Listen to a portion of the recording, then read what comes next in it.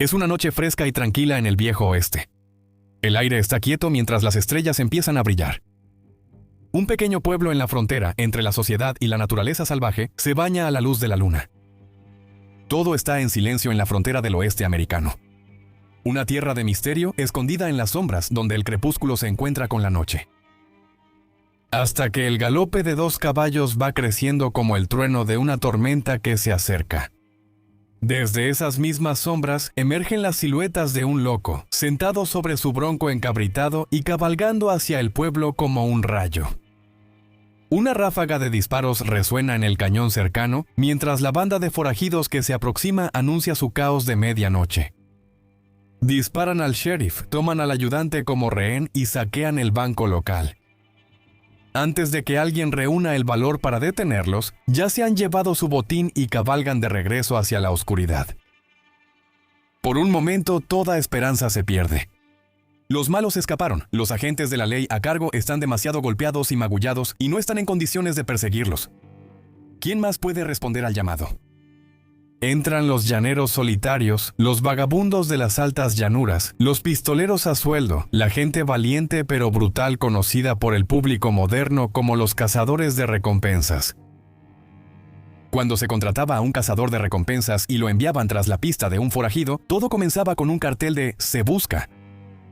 Los carteles de "Se busca" son una iconografía legendaria del folclore del viejo oeste, pero en los primeros días del desarrollo hacia el oeste tenían una forma mucho más simple.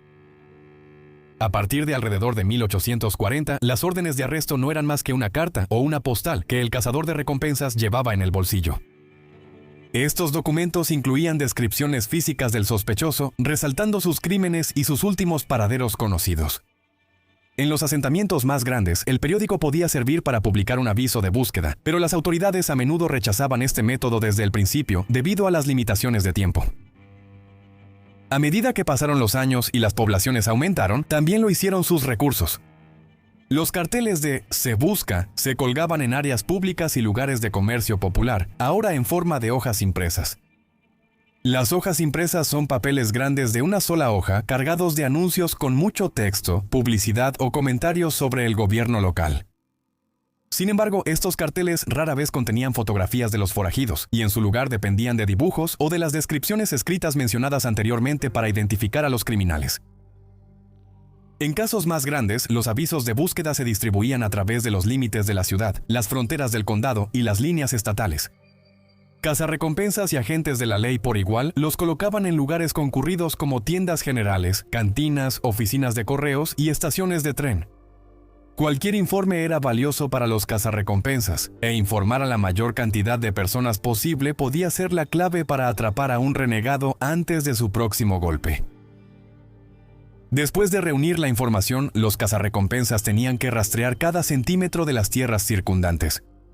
Frecuentemente tomaba semanas, meses y, en casos raros, años, localizar y atrapar con el lazo a un hombre buscado. Esto se debía en gran parte a esas mismas tierras que el rastreador recorría. Está de más decirlo, el viejo oeste era extenso, agreste y difícil para cualquier viajero, sin importar su experiencia. Incluso los cazadores más duros tenían que soportar los elementos y enfrentarse a los peligros en su camino hacia la justicia. Si la recompensa se publicaba en los días más calurosos del verano, el rastreador tendría que sobrevivir al calor abrasador y al sol constante. No era ningún paseo por las llanuras altas ni por el desierto abierto. Si el cazador era enviado en invierno, tendría que seguir el rastro a través de aguanieve y nieve. Un pequeño error y el forajido podía desaparecer en un bullicioso pueblo ganadero o en un campamento minero abarrotado, obligando a su perseguidor a empezar de nuevo desde cero. Durante muchos años, los cazadores de recompensas eran lobos solitarios, pistoleros que actuaban por su cuenta. Algunos eran expertos en el arte de rastrear huellas y movimientos humanos. Algunos eran verdaderos atletas, con la resistencia para cabalgar día y noche sin cansarse, mientras que su fugitivo ya estaba agotado. Otros eran auténticos brutos, usando la violencia y la agresión para abrirse paso a tiros hasta lograr un arresto.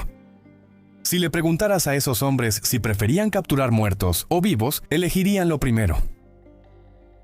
Cada cazador de recompensas legendario tenía su propio estilo. Charles Siringo era un maestro del disfraz, infiltrándose en las bandas como un forajido mexicano o un ladrón de poca monta. John Riley Duncan hacía lo mismo, construyendo la fachada de un peón de campo convertido en fugitivo que fingía su propio arresto. Tom Tobin era un asesino solitario y silencioso, que abandonaba a sus ruidosos compañeros para atrapar a los criminales desprevenidos. Los hermanos Dunn eran básicamente forajidos ellos mismos, dominando y ejecutando a hombres buscados a sangre fría, todo por dinero fácil. El mejor cazarrecompensas mantenía relaciones vitales con los indígenas de la zona, quienes podían intercambiar información por bienes o chismear sobre sus propios enemigos. En ciertos casos, si el forajido buscado ya estaba causando caos desenfrenado para la tribu de todos modos, una buena relación era todo lo que se necesitaba para obtener una pista. Un cazarrecompensas que careciera de habilidades naturales para rastrear, también podía contratar a un rastreador indígena para tener un segundo par de ojos. La frontera exigía que detectaran hasta el más mínimo detalle. Para la década de 1870, la Agencia Nacional de Detectives Pinkerton formaba la columna vertebral de la actividad de los cazarrecompensas en el oeste americano. Eran la mayor agencia privada de detectives del mundo, y sus servicios eran solicitados a menudo por el propio gobierno de los Estados Unidos. Los Pinkerton rastreaban y seguían a todos los forajidos más famosos. Jesse James, la banda Reno, Butch Cassidy, forajidos contra los que la ley local no podía competir. La evolución de los Pinkerton fue paralela al auge de la fotografía. Los detectives en misión fueron pioneros en el método investigativo moderno al usar retratos de sospechosos y fotos de escenas del crimen para ayudar en su búsqueda. Los agentes Pinkerton tampoco tenían miedo de trabajar encubiertos o de pagar a informantes para que delataran a sus amigos forajidos. A través de estas misiones secundarias astutas y sigilosas, la agencia de detectives Pinkerton construyó la base de datos de fotografías policiales más grande en la historia de Estados Unidos. La imagen más icónica de su colección era la infame foto de los 5 de Fort Worth. En 1900, Butch Cassidy y Sundance Kid se reunieron en Fort Worth, Texas, junto con varios otros forajidos de la banda Wild Bunch. Aquí inmortalizaron su visita con una fotografía posada, vestidos de punta en blanco y rebosando confianza. Quienquiera que tomó la foto estaba tan orgulloso de su trabajo que imprimió una versión en póster y la colgó en la ventana de su estudio. Por supuesto, como todo buen cazarrecompensas, un detective que pasaba por ahí notó la foto y no podía creer su suerte.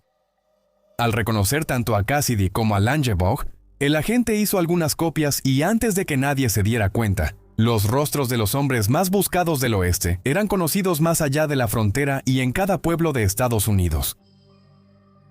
Butch y Sundance Kid se vieron obligados a huir a Sudamérica y el resto es historia.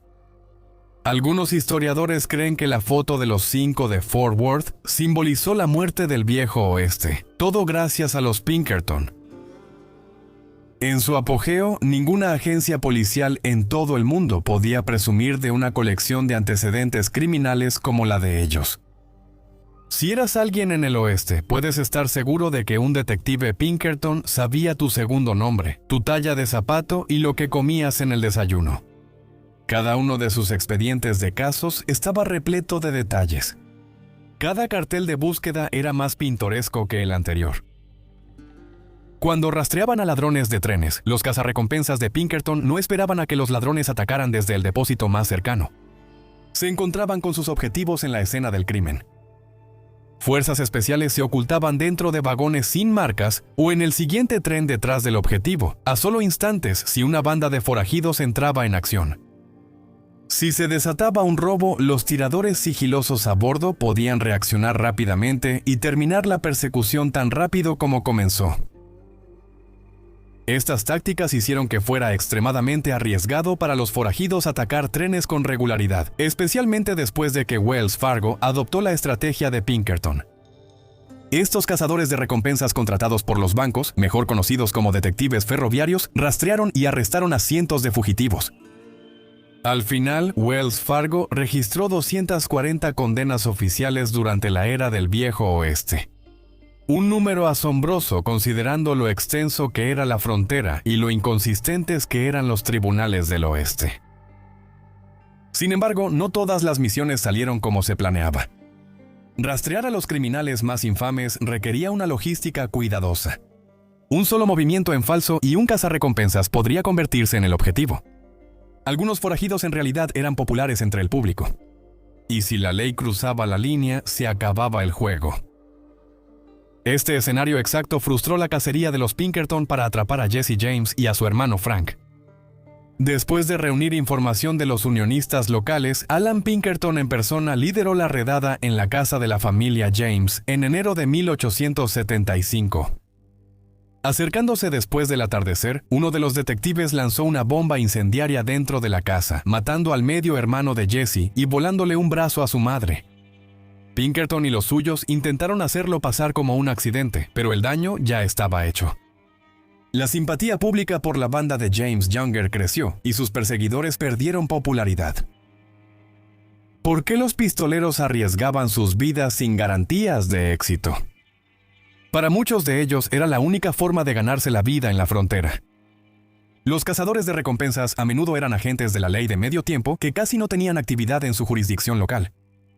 Su tiempo lo pasaban cobrando impuestos o combatiendo la indecencia pública en las calles. Los salarios eran escasos y las tarifas por arrestos rara vez superaban los $2 por cada uno.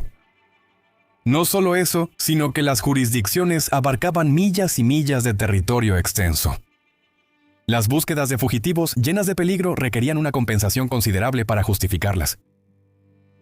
Es precisamente por eso que los particulares ofrecían recompensas considerables para compensar posibles pérdidas comerciales. En el siglo XIX, las recompensas comunes rondaban los $100, que serían más de $2.500 en la actualidad ajustando por inflación. Hollywood exageró en su mayoría las recompensas de 5 cifras, pero hubo raras ocasiones en que se ofrecieron recompensas excepcionales. En 1882, por ejemplo, el gobernador de Missouri, Thomas Crittenden, aprobó una recompensa de $25,000 por Jesse James.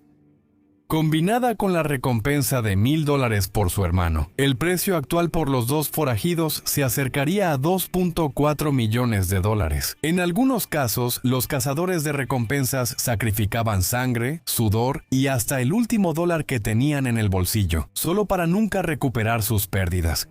Simplemente porque el capturado no sobrevivía al viaje o escapaba durante el largo trayecto de regreso a casa.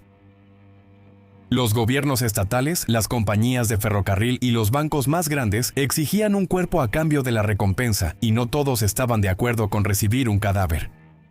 Los cazadores de recompensas podían tardar 6 meses en capturar a un criminal, solo para luego enfrentarse a otras 6 semanas de arduo viaje, con un tipo problemático esposado que requería toda su atención.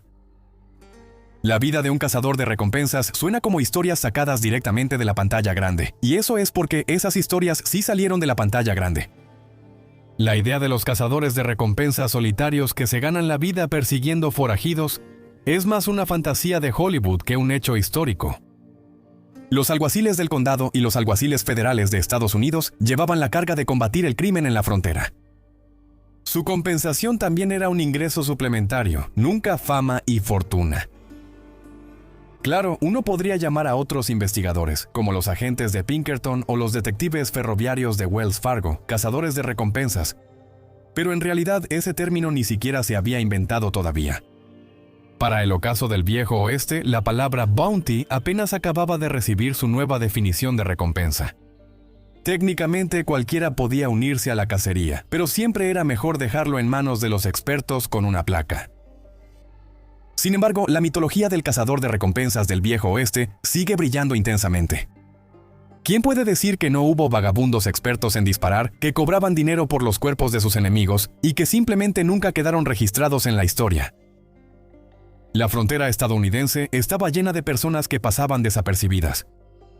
Al igual que los cazadores de recompensas que rastreaban forajidos, ahora nos toca a nosotros rastrear a los cazadores de recompensas.